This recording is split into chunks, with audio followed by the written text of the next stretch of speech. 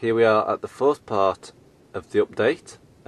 This here is the cement works. It's currently having a bit of construction done on it, so at the minute it's just being obviously painted. You can see just there where that bit of a tower is. We have already done it once, but then we added new tracks, so we had to pull buildings up and then we had to put them back down again. So as we can see here, we have got a Traintronics light. This was working, but we've checked the other day and it has stopped working, but we think we found the problem. There is actually a wire out, so I won't be able to show you working in this part, but I will be doing an update of how I'm getting on a bit later into the year, so you will see that one working. All these sidings here are to the works.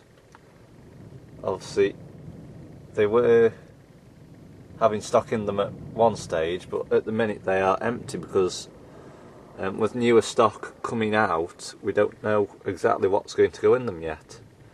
But we are planning on adding another line, perhaps just round here somewhere, or round that bit there. Obviously those are the paint pots ready for painting the board with, but we think the siding is going to go from up there and it's going to come round here, past where those paint pots are, and it might just stop there. Or another idea we had was have it from going from there at that end and coming all the way round here past the James Earlham Oxford diecast wagon, and coming past the little hut just there and coming to there where the light is. But we'll actually see nearer time what happens. Now this line here, which is that one just there, that runs all the way back round into where the Freightliner is parked, which is just over there if I shine the light bar at it. So that's 70006, so that comes all the way round to get to the main line. It comes round there, round past the wooden post, and it goes up past this point here and runs all the way up there, and that joins onto the main line. As you can see, the point for that is just behind those paint pots there. This line also runs there to where the power all is, but that is a separate one for perhaps JGA hoppers like Tarmac or Buxton Lime or Tilcon, or maybe some Sea Cows or something. Depends what I really want to run in there, but I'm planning on some JGA hoppers or something similar like that anyway. But that is it basically, and obviously the other side we can just see that is one of the main lines. Then it breaks off into sidings and carries on onto the line. There we can see our Bachmann Class 108 2-car DMU. But that's it basically for now. This is the cement work area covered. Okay, here we are with the fifth part of the update. This is the front of the layout, so we'll just take a look at what's happening at the minute. Right, first off we can see up there we have got a farm scene. Now those are all Hornby Scaledale buildings. I think the Land Rover's Oxford diecast. So as we can see here, we've done quite a bit of work on the farm scene. I'm not sure why we've put that car and the milk float there, but I think we're just testing to see what looks best where.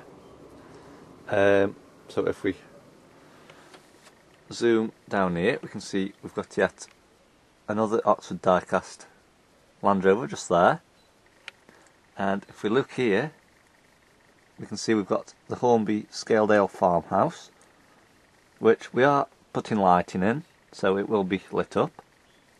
So if we have a look over there, we can see we've got our signal box.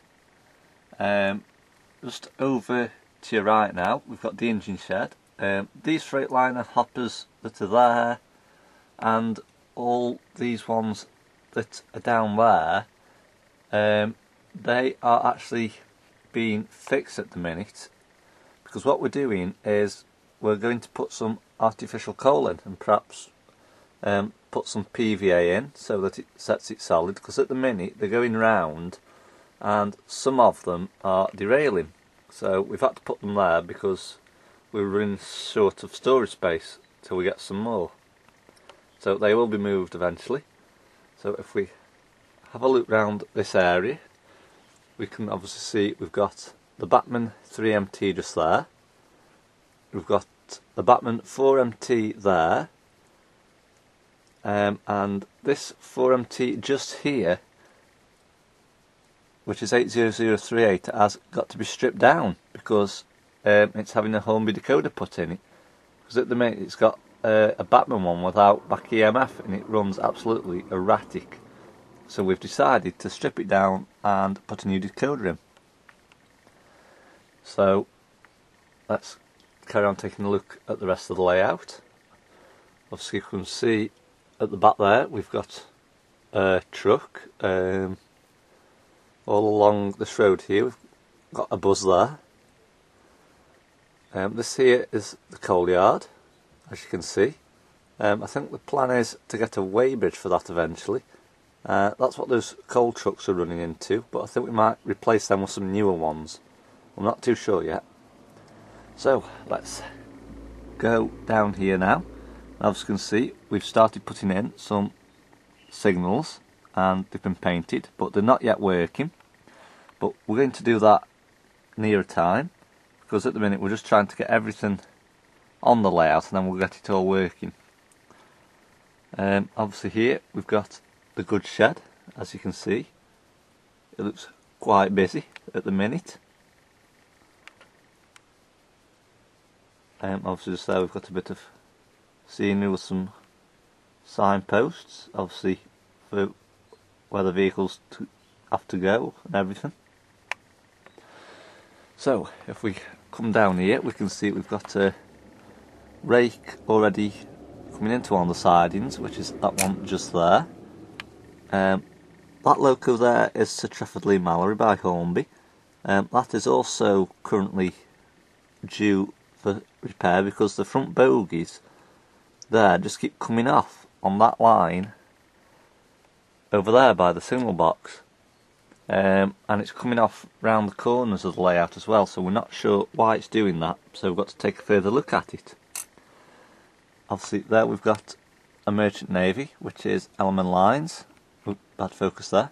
That's going onto an express train, so there will be videos perhaps of that one running. I'm not too sure if I've already filmed it though. But we can see here we've got our super smart Virgin Pendolino by Hornby. We are getting more cars to this, and we're probably going to make it up to a 9 rake, because at the minute it is a 4 rake. But I have to say it is one of the most impressive high speed trains I have on my layout at the minute.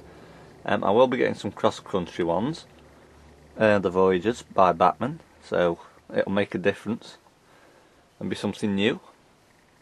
So if we look down here we've got another bit of goods shed, but obviously there we've got our truck, obviously just odd bits of pallets everywhere, a bit of gravel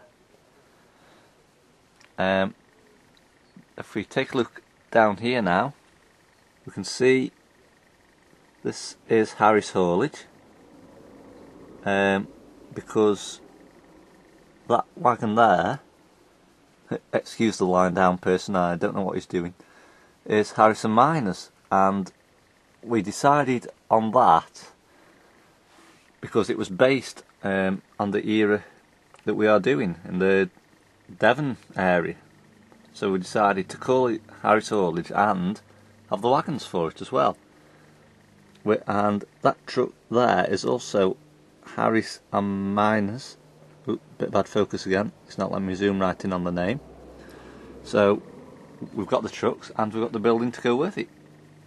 Now obviously you can see just here, this is like a fueling area where they park the trucks and the trailers.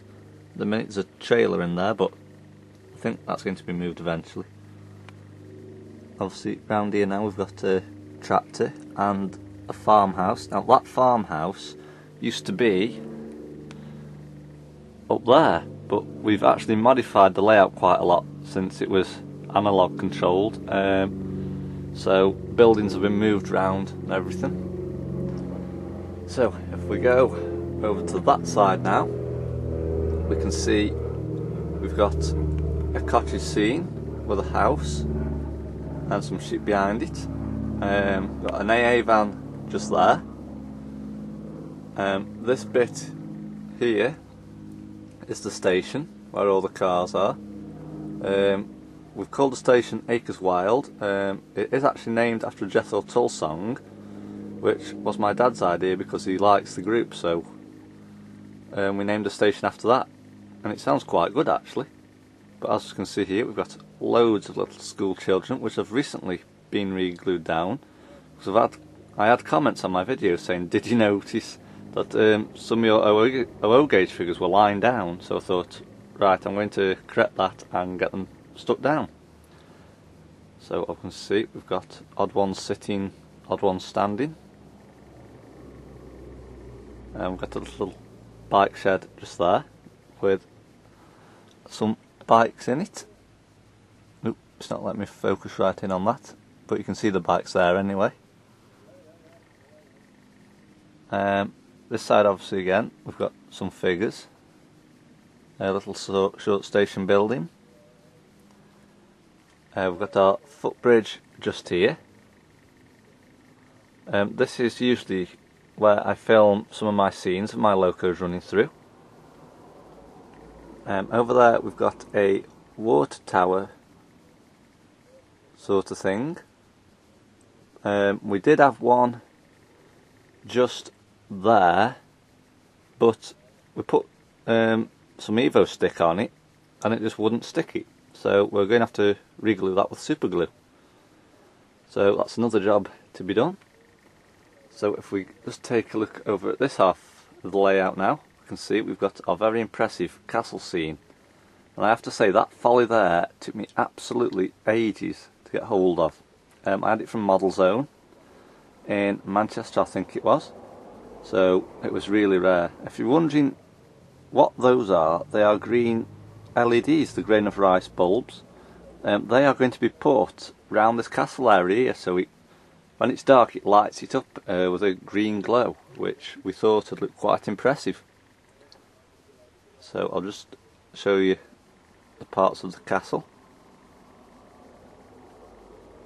We've obviously made a little rock face there out of some slate that we had when we went on holiday somewhere, and we put a little bit back, so we modelled it into the castle scene. But this is it basically. This is just the front of the layout and what's happening on it at the minute.